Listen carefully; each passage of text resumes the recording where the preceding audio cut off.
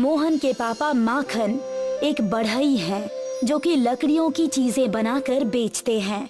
पर जब से बाजार में प्लास्टिक की चीजें आने लगी है, तब से लोगों ने मोहन के पापा से चीजें खरीदना कम कर दिया है, जिससे उनको पैसों की बहुत कमी होने लगती है।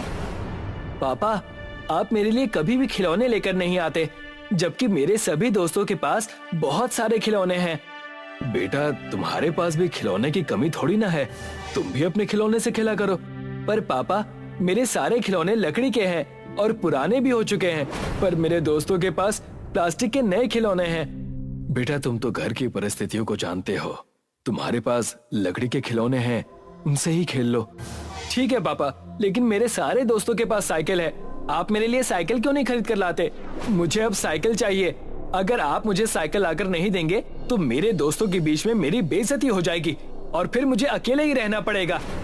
ठीक है बेटा, मैं कोशिश करता हूँ कुछ पैसे जुटाकर तुम्हारे लिए साइकिल खरीद सकूं। आजकल मेरी हालत बहुत खराब है ना, तो कोई भी मेरे हाथ से बनी चीजें नहीं खरीद रहा है। अब जमाना बदल गया है पापा, आपको भी ये लकड़ी का काम छोड़कर कोई नौकरी की तलाश करनी चाहिए। ठीक है बेटा, वैसे भी इस व्यापार में अब कुछ रहा नहीं, मैं कोई नए काम की तलाश करूंगा ताकि कम से कम तुम्हारी जरूरतें पूरी कर सकूं। अब माखन अपना लकड़ी का काम करना छोड़कर किसी नए काम की तलाश में निकल पड़ता है। उसको इस काम के अलावा और कोई दूसरा काम नहीं आता है, इसलिए कोई भी उसको काम पर नहीं रखता। क्या तुम मेरे दुकान पर आने वाले सामान का हिसाब किताब करके मुझे बता सकते हो? नहीं साहब, मैं इतना पढ़ा लिखा नहीं हूँ जो ये सब कर सकूं। कोई दूसरा काम है तो बताइए। तो क्या तुम पूरे दिन गोदाम से सामान की बोरियां पीठ पर लाद कर मेरी दुकान पर ला सकते हो? दिन में तुम्हें कम से कम 100 बोरियां लानी होंगी। अपने बेटे मोहन के लिए माखन ये काम करने के लिए राजी हो जाता है, पर वो शरीर से इतना हट्टा कट्टा नहीं है कि हर दिन इस तरह से मजदूरों की तरह काम कर सके। वो दिन की तेज धूप में सामान की बोरी पीठ पर उठाता है और चक्कर खाकर नीचे गिर जाता है। अरे तुम में तो जरा सी भी जान नहीं है, तुम क्या काम करोगे मेरी दुकान पर? जाओ, घर चले जाओ और कल से मत आना। अब माखन को महाजन ने भी काम पर से निकाल दिया था। वो और भी कई जगह पर जाकर काम ढूंढता है, पर उसको काम नहीं मिलता और वो उदास चेहरा लेकर घर वापस लौट जाता है। पर वो देखता है कि मोहन उससे पहले ही घर आ चुका है और उसका भी चेहरा लटका हुआ है। क्या हुआ बेटा, काम मुझे नहीं मिला और चेहरा तुम्हारा लटका है? पापा, आज प्रिंसिपल ने मुझे लेट स्कूल पहुंचने की वजह से घर भेज दिया। कोई बात नहीं बेटा, इसमें इतना उदास होने की क्या बात है, कल से तुम समय रहते स्कूल चले जाना। पापा, मैं तो हमेशा टाइम से ही घर से निकलता हूँ, पर स्कूल इतनी दूर है कि पहुँचते पहुँचते देर हो जाती है। ठीक है, मैं कल तुम्हारे प्रिंसिपल से बात करूँगा। अगले दिन माखन स्कूल पहुंचकर प्रिंसिपल से इस बारे में बात करने लगता है। आइए, आप ही का इंतजार कर रही थी। अब क्या बताएं मैडम, हम लोग तो सुबह ही घर से निकल गए थे, पर रास्ता इतना लंबा है कि यहाँ आते आते दोपहर हो गई। यही हाल आपके बच्चे का भी है। वो हर दिन मिड ब्रेक के बाद ही स्कूल पहुँचता है। शुरू शुरू में तो मैंने माफ कर दिया, पर इसका अब हर जगह यही नाटक हो गया है। इसमें नाटक की क्या बात है मैडम, स्कूल का रास्ता ही इतना लंबा है कि आते आते टाइम लग जाता है। वो सब मैं नहीं जानती, ये आपकी प्रॉब्लम है। अगर रास्ता लंबा है तो बच्चे के लिए एक साइकिल खरीद दीजिए, पर कल से बच्चे को लेट स्कूल मत भेजिएगा। उसको देखकर दूसरे बच्चे भी लेट आना शुरू कर रहे हैं।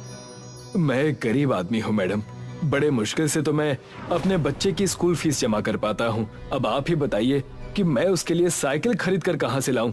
ये आप जानो कि साइकिल खरीद कर कहाँ से लाओगे, पर मैं आपके बच्चे के लिए स्कूल के रूल्स तो नहीं बदल सकती ना। स्कूल की जो टाइमिंग रहेगी वो चेंज नहीं होगी। 2-5 मिनट आगे पीछे चलता है, पर 4 घंटे लेट आना नहीं चलेगा।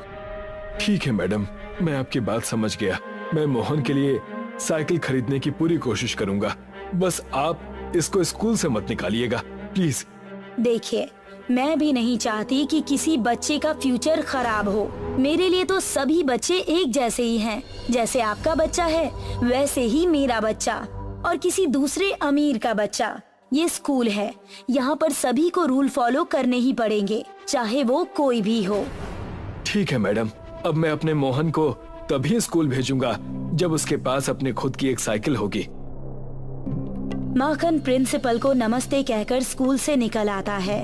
उसने मैडम से साइकिल खरीदने का प्रॉमिस तो कर दिया, पर उसको खुद ही समझ नहीं आ रहा था कि वो साइकिल खरीदने के लिए इतने पैसे कहाँ से लेकर आएगा। मैं मैडम से साइकिल खरीदने का वादा तो कराया, पर मैं साइकिल लाऊंगा कहाँ से? कहीं मेरे मोहन को स्कूल से निकाल ना दे। हे भगवान, अब आप ही मेरी कोई मदद करिए। अब दिन ब दिन मोहन और माखन के गरीबी के दिन बढ़ते ही जा रहे थे, पर माखन मोहन के लिए साइकिल नहीं खरीद पा रहा था, जिस वजह से माखन और मोहन दोनों ही बहुत परेशान थे। माखन अपने घर पर एक दीवार से सर टिकाए बैठा था, पर वो दीवार पीछे खिसकने लगती है। अरे, ये दीवार पीछे क्यों खिसक रही है? लगता है इस दीवार के पीछे कुछ है। माखन दीवार को जोर से धक्का देता है, जिससे माखन को दीवार के पीछे रखा हुआ बड़ा सा लकड़ी का गोला दिखाई देता है। ये लकड़ी का गोला यहाँ कहाँ से आ गया? माखन उस लकड़ी के गोले को साफ करता है। वो चमकने लगता है। ये देखकर माखन खुश हो जाता है। लगता है ये कोई जादुई लकड़ी है। ये लकड़ी जरूर मेरी मदद करेगी। मुझे इससे अपने मोहन के लिए साइकिल बनानी चाहिए। माखन उस जादुई लकड़ी से एक छोटी सी साइकिल बनाता है। अरे वाह, इस जादुई लकड़ी पर तो बहुत अच्छी कारीगरी हो रही है। जैसे ही माखन उस छोटी सी साइकिल को जमीन पर रखता है, वो छोटी सी साइकिल एक बड़ी सी साइकिल में बदल जाती है और वो साइकिल बहुत ही चमकने लगती है, जिसे देखकर मोहन बहुत खुश हो जाता है। वाह, ये तो बहुत ही प्यारी साइकिल बना दी पापा आपने तो। अब तो स्कूल जाने में देर नहीं होगी ना? नहीं पापा, अब से मैं हमेशा टाइम पर स्कूल जाया करूँगा। अब मोहन अपने पापा की बनाई हुई जादुई लकड़ी की साइकिल पर बैठकर स्कूल जाने लगता है। इस साइकिल में मोहन को ज्यादा पैडल मारने की भी जरूरत नहीं पड़ती। वो सिर्फ एक बार ही पैडल मारता है और साइकिल बहुत दूर तक तेजी से भागने लगती है।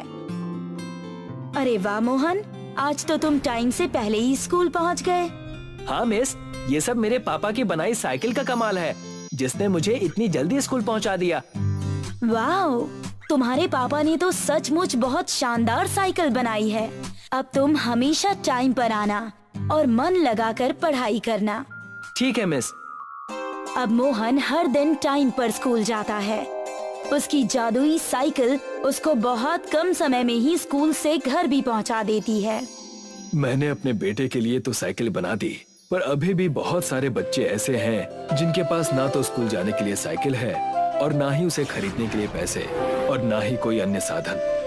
माखन उस जादुई लकड़ी के गोले से और भी कई सारे साइकिल बनाता है, जो कि जादू से बड़ी साइकिल बन जाती है। अब माखन बाजार में बहुत ही कम कीमत पर गरीब बच्चों को वो सारी साइकिलें बेचा करता है। ये कहानी एक छोटे से गांव की है। इस गांव में बिजली तो थी, पर अब तक प्रगति नहीं थी। गांव में पुरानी सी एक चक्की थी। इस चक्की का मालिक था राधे श्याम। भाई साहब, आपकी चक्की में पीसे हुए आटे का तो जवाब ही नहीं। पिछले महीने मैं शहर गई थी अपनी बहन के घर। उनके यहाँ ऑटोमेटिक चक्की है। वो आटा बिल्कुल भी स्वादिष्ट नहीं लग रहा था। आपकी ये हाथ से घुमाने वाली चक्की का आटा तो बहुत ही स्वादिष्ट है और सेहतमंद भी। ऐसे ही थोड़ी हमारे पूर्वज पत्थरों की चक्की बना गए हैं। वो तो है भाई साहब। गांव वालों को ये पुरानी चक्की का आटा ही भाता था। राधे श्याम का बेटा घनश्याम शहर में नौकरी किया करता था। अरे जी, आप घनश्याम को वापस क्यों नहीं बुला लेते? आजकल मेरी भी तबीयत ठीक नहीं रहती। अच्छा होगा कि वो गांव लौटकर यहीं रहे हमारे साथ। ठीक है, मैं एक बार उससे बात करके देखता हूँ। राधे श्याम ने घनश्याम को फोन लगाया। हेलो बेटा, कैसा चल रहा है जीवन वहाँ? पिताजी, मेरा जीवन यहाँ बहुत अच्छा है। पर बेटा, तू वहाँ अकेले रहता है। तेरी माँ और मैं बुढ़े हो चुके हैं। हमारी इच्छा है कि तू भी हमारे साथ गांव में रहे।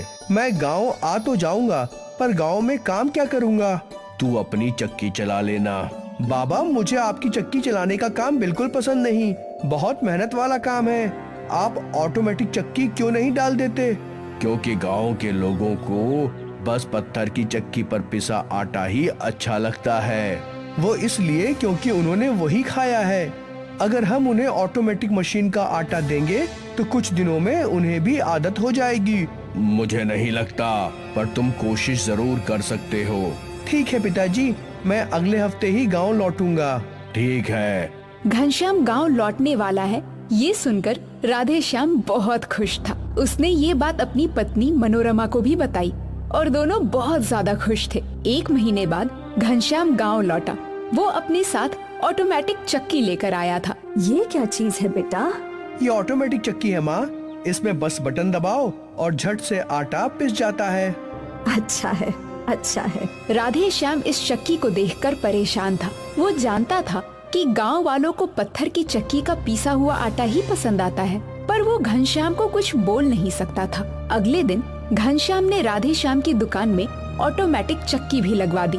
राधेश्याम भैया, ये गेहूं पीस दीजिए। तभी उस औरत का ध्यान ऑटोमेटिक चक्की पर गया। दीदी, ये ऑटोमेटिक चक्की है, बहुत ही बारीक पीसती है। नहीं नहीं भैया, आप पुरानी पत्थर की चक्की पर ही आटा पीसना। ठीक है बहन जी। इस औरत की बात सुनकर घनश्याम का मुंह उतर गया। इसके बाद जितने भी ग्राहक आए, सभी ने पत्थर की चक्की पे ही आटा पीसने के लिए बोला। सुबह से रात हो गई, घनश्याम की ऑटोमेटिक चक्की पर कोई भी आटा नहीं पीसा। तुम मायूस मत हो घनश्याम, आज नहीं तो कल तुम्हारे ऑटोमेटिक चक्की पर ग्राहक आएंगे ही। राधेश्याम घनश्याम को दिलासा तो दे रहा था, पर वो जानता था कि ऐसा होगा नहीं। अब तुझे कैसे समझाऊं कि आसपास के कई गांव से लोग सिर्फ पत्थर की चक्की पे आटा पिसवाने आते हैं, लेकिन अगर तेरी ऑटोमेटिक चक्की नहीं चलती तो तू फिर से शहर जाने की जिद करेगा। हे भगवान, कोई तो रास्ता निकाल, मुझे मेरा बेटा यहीं पर चाहिए। अगले दिन फिर से दोनों बाप बेटे अपनी चक्की पर लौटे। आज भी राधेश्याम की पत्थर वाली चक्की पर ही भीड़ थी। ऑटोमेटिक चक्की पर एक भी ग्राहक नहीं था। ये सिलसिला कई दिनों तक चलता रहा। अब घनश्याम मायूस हो चुका था। उसे समझ आ गया था कि ऑटोमेटिक चक्की गांव में बिल्कुल नहीं चलेगी। पिताजी, आप सही बोल रहे थे, ऑटोमेटिक चक्की यहाँ बिल्कुल नहीं चलेगी। अब मैं सोच रहा हूँ कि मैं वापस शहर लौट के कोई और काम ढूंढ लूँ। नहीं बेटा, मुझे और तेरी माँ को तेरी जरूरत है, तू यही काम कर ले। यहाँ कोई ढंग का काम कहाँ है? तू मेरी पत्थर वाली चक्की क्यों नहीं चलाता? वैसे भी मैं बुढ़ा हो चुका हूँ, अब मुझ में इतना बल कहाँ कि चक्की चला सकूं। पर पिताजी, मुझे इतनी मेहनत का काम कहाँ जमेगा? बेहतर यही है कि मैं शहर में कोई काम करूं। मैं तो बस बोल सकता हूं बेटा, बाकी तेरी मर्जी है। उस रात घनश्याम गहरी सोच में पड़ गया कि वो क्या करे। उसे इतनी मेहनत करने की तो आदत थी नहीं। माँ पिताजी की सोच भी सही है, उन्हें अपने बेटे की जरूरत है, पर मैं दिन भर चक्की कैसे चला सकता हूँ? तभी घनश्याम को एक आइडिया सूझा। ये ख्याल मुझे पहले क्यों नहीं आया? बेवकूफ हूँ मैं। अगले दिन घनश्याम दुकान पर गया। उसने अपनी पुरानी मोटरसाइकिल का पहिया निकाला और मोटरसाइकिल के पहिए को बेल्ट की मदद से चक्की के हैंडल से जोड़ दिया। ये सब तू क्या कर रहा है? आप बस देखिए। फिर घनश्याम ने चक्की में गेहूं डाला और मोटरसाइकिल का एक्सेलरेटर घुमाया। एक्सेलरेटर घुमाने से चक्की का हैंडल घूमने लगा और आटा पिसने लगा। ये तो जादू है बेटा, बिना चक्की घुमाने की मेहनत किए पत्थर की चक्की में आटा पिस रहा है। बहुत ही बढ़िया। आज से मैं यहीं रहूंगा और आपकी यही पत्थर की चक्की चलाऊंगा, वो भी अपने अंदाज में। राधेश्याम ने अपने बेटे को गले से लगा लिया।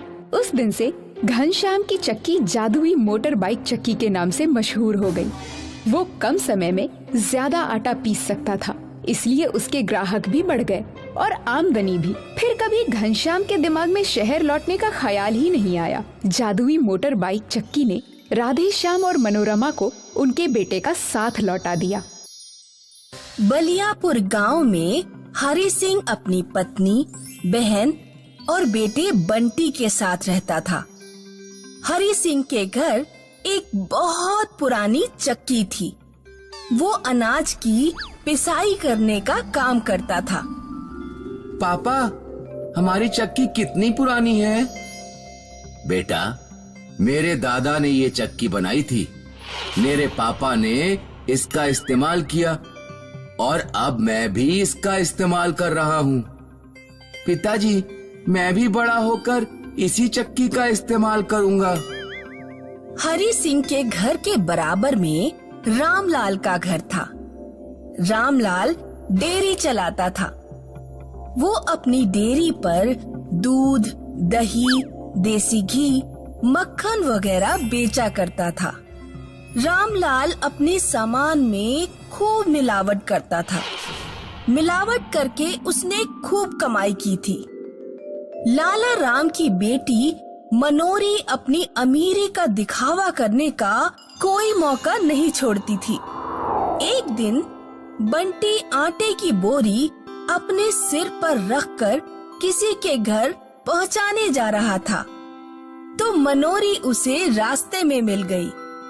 बेचारा गरीब कबाड़ी, बदसूरत बंटी।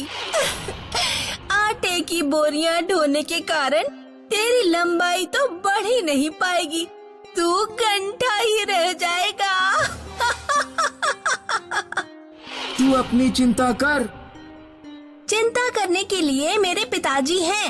उन्होंने मेरी शादी के लिए लाखों रुपए इकट्ठे करके रखे हुए हैं। तू तो चक्की चला चला कर गरीब ही रह जाएगा। अब चल, निकल ले यहाँ से और आटा पहुँचाने जा, मजदूर कहीं का। बंटी आंखों में आंसू लिए अपने घर पहुँचता है और सारी बात अपनी माँ को बताता है। माँ, मनोरी मेरा मजाक बना रही थी।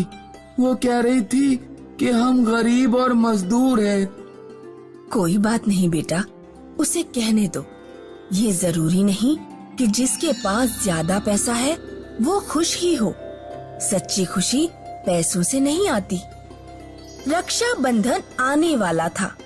लाला राम ज्यादा से ज्यादा प्रॉफिट कमाने का प्लान बना रहा था। रक्षा बंधन पर सबसे ज्यादा देसी घी बिकता है। इस बार 1 किलो देसी घी में मात्र 100 ग्राम देसी घी और 900 ग्राम केमिकल मिलाऊंगा। फिर होगा प्रॉफिट ही प्रॉफिट। लाला राम रक्षाबंधन के त्योहार पर भारी मिलावट वाला सामान बेचकर मोटा प्रॉफिट कमाता है। उधर गांव में केमिकल वाला घी खाकर कुछ लोगों की तबीयत बिगड़ गई। गांव के किसी आदमी ने फोन करके घी में मिलावट की शिकायत पुलिस को कर दी। अगले दिन लाला राम की डेयरी पर मिलावट की जांच करने वाली टीम का छापा पड़ जाता है। खाने की चीजों में मिलावट करने के जुर्म में लाला राम को 50 लाख का जुर्माना चुकाना पड़ता है। लाला राम की दुकान हमेशा के लिए बंद हो जाती है और घर में पैसों के नाम पर फूटी कौड़ी भी नहीं बचती। लाला राम देखता है कि हरी सिंह की चक्की बढ़िया चल रही है और वो पिसाई करके अच्छे पैसे कमा रहा है। हरी सिंह अपनी बहन की बहुत धूमधाम से शादी कर देता है। एक रात लाला राम अपनी पत्नी से कहता है, हमारी अब इस गांव में कोई इज्जत नहीं बची है। बेहतर होगा कि हम किसी और गांव में जाकर रहें। लेकिन जाते जाते अपने पड़ोसी हरी सिंह को बर्बाद करके जाएंगे। लाला राम अगली रात हरी सिंह की चक्की चुरा लेता है और अपने परिवार को लेकर भीमपुर गांव भाग जाता है। अगले दिन जब हरी सिंह का परिवार सोकर उठता है तो देखता है कि चक्की गायब है और हरी सिंह रोने लगता है। अरे पिताजी की चक्की कौन ले गया? रोइए नहीं, हिम्मत से काम लीजिए। जाकर चक्की ढूंढिए, हरि सिंह और बंटी पूरे गांव में चक्की ढूंढते हैं, लेकिन उन्हें नहीं मिलती। वे दोनों जंगल में बैठकर रोने लगते हैं। बेटा, लगता है अब हम सबको मर जाना चाहिए। तेरी बुआ की शादी में सारे पैसे खर्च हो चुके हैं। बिना चक्की के हम अपना पेट नहीं पाल पाएंगे। तभी बंटी को जमीन पर कुछ चमकता हुआ दिखाई देता है। पिताजी, वहाँ जमीन में कुछ गड़ा हुआ है। हरि सिंह और बंटी दोनों थोड़ी खुदाई करते हैं।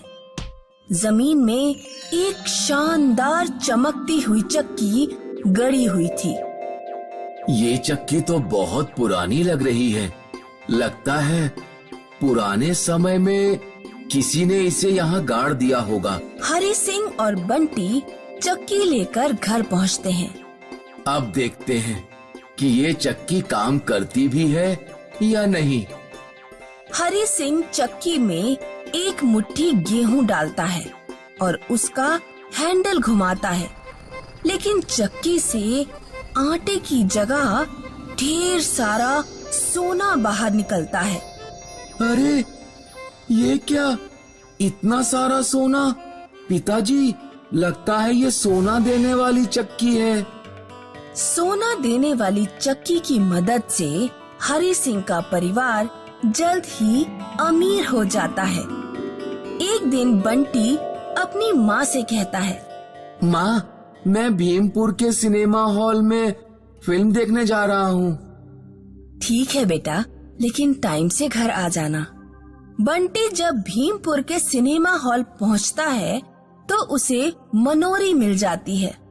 अच्छा, तो तुम लोग गांव छोड़कर यहाँ आ गए।